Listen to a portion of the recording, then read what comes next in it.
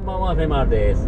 今日はですね、この今走っている国道8号線バイパスですね、この大動脈を完全封鎖して、あるイベントが行われます。そのイベントに向かって、もう徹夜の覚悟でやってまいりましたので、よろしくお願いします。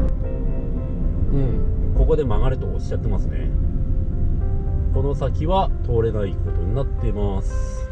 この先ずっとまっすぐ片側2車線の全4車線の道路なんですけども、ここで今日の夜は夜通し通行止めとなっております。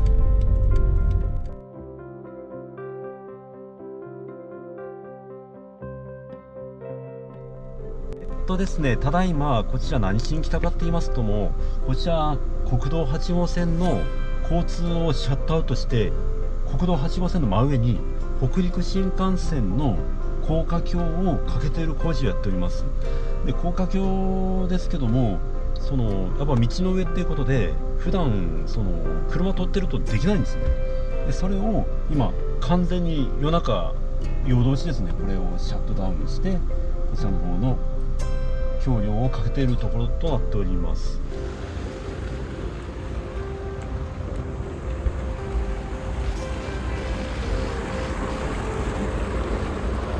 今絶賛これつなげてる最中なんかな。これは今これ8号線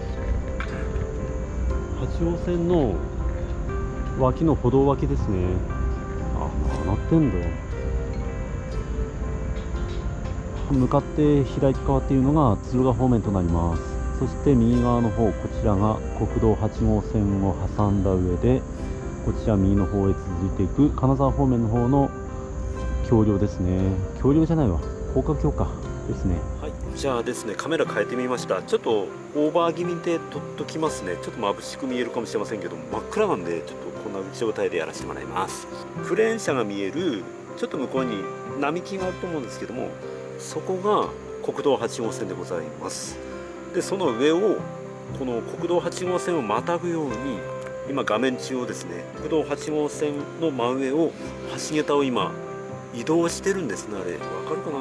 今までこの国道8号線の真上っていうのは橋桁はなかったんですよ。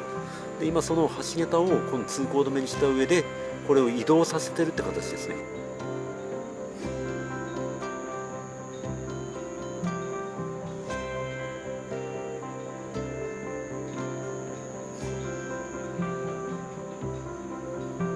8号線の歩道脇の欄干ですね。で今これ橋桁、今結局橋桁を左から右へ移動させてきて、それで下げていくんじゃないかなと思いますね。右岸側の橋桁のとこですね。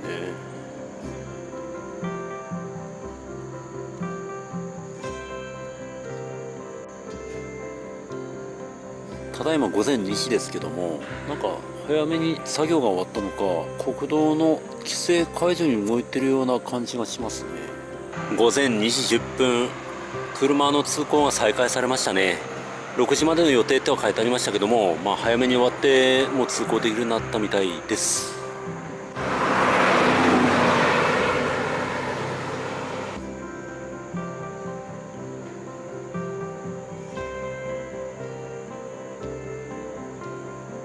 はい、それでは今日はもう午前2時20分で通行止めの方解除になりました。で橋桁の方が一応つながったということで、これでまた北陸新幹線2022年かなにまた敦賀まで延伸する一歩が踏み出せたということになります。それではおやすみなさいませ。山田でした。ありがとうございました。